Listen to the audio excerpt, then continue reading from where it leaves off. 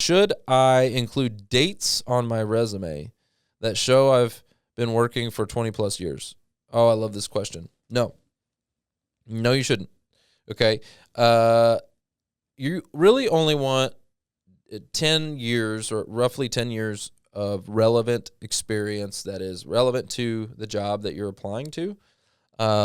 Anything past that, listen, experience that you had from 20 years ago, we were in a different world 20 years ago. Golly, you know what I mean? The world was different 20 years ago, completely. I don't care about your experience 20 years ago. It's not relevant today. Sorry, it's just not. So I wouldn't even put it on there. It's not relevant. So, now if you were at that company for 20 years, right, you're going to put the company, you're going to put the titles and stuff like that, but you're not going to put dates, and we don't want experience that's not relevant, okay, today. So that hopefully that answers your question. We got David from Los Angeles, okay? David from LA. He says, how can I show I'm tech savvy enough to keep up with the younger candidates? Ooh, I love that. The reason I love this question, David, is because, you need to overcome age discrimination and age bias. You've got to overcome that one. So great question. What you need to do is start using technology, right? You need to start using AI. You need to start learning, start taking action, start putting yourself out there using these tools. You could create content using AI. You could create systems using AI.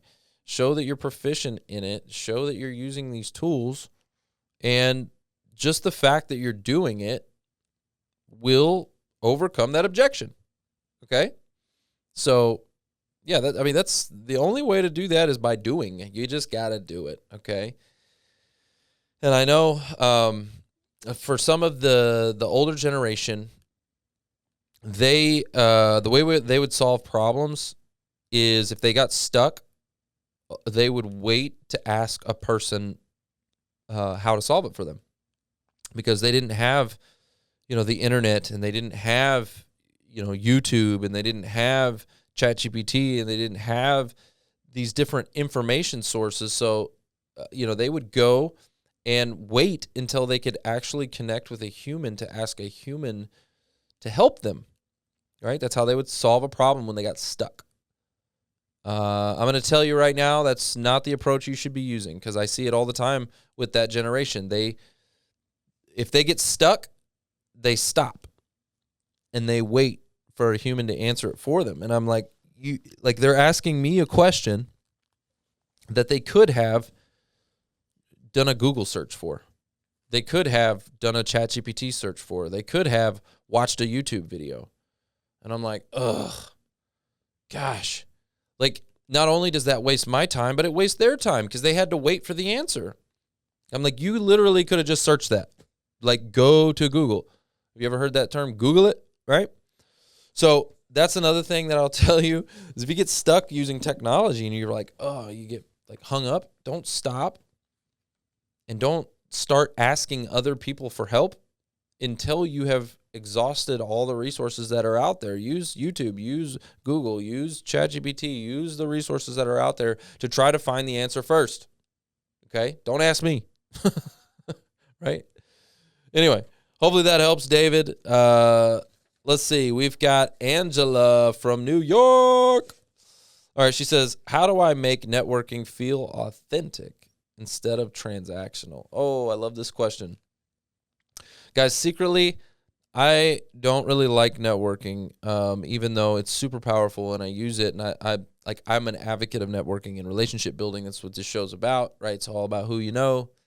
But a lot of times when you go into a networking event, you get somebody that's a taker, and they walk up to you and they're just take. They're like, how can I, help me with this? Can you help me with that? Can you, and they're just like takers. You know those people when you see them. You feel their energy. They're there to drain you. They're there to get what they want. So I want you to flip that and go be a giver. Instead of a taker, I want you to be a giver. So you give and then you ask, right? Now, you're asking the question about feeling authentic instead of transactional. Well, you got to ask yourself, if it's take, well, that's transactional. Give is more relational.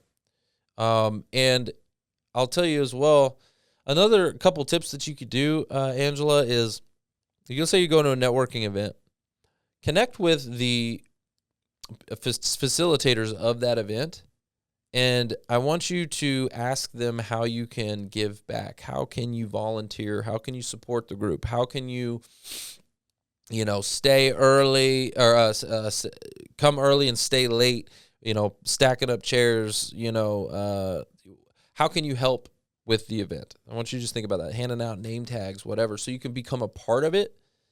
That's one of the secrets I do, because I'm secretly an introverted extrovert, okay? I'm extroverted in my zone of genius, but put me in a room full of strangers, that's not my, I don't like, get me on stage, cool, right? Because I have a purpose. Or even give me a stack of name tags, cool. I got a purpose. I'm out there, boom, boom, boom, I'm handing people name tags out, whatever. Like, if I have a role to play, I can fall into a zone of genius. But if I feel like I'm not sure what I'm doing there, and I just got to talk to a stranger and ask them, hey, what do you do? And they're like, hey, what do you do? And like, it's super awkward for me. I hate small talk. I don't like it. It makes me feel, I don't like small talk. Okay? It feels like a waste of time. So when people come up to me and they're like, hey, what do you do? And I'm like, oh my God, not that question again, right? I'm not in my zone of genius. I actually despise it. It makes me feel sick. Okay, I don't like it. It drains a lot of energy from me.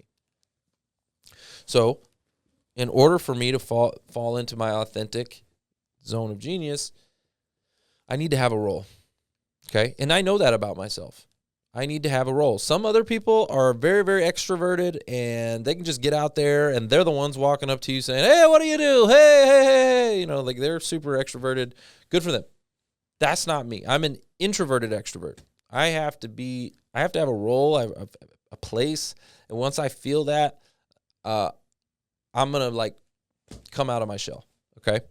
So hopefully that helps for you. I would figure out what type of person you are, and that might make you feel a little more authentic, so you can know your place in that networking situation.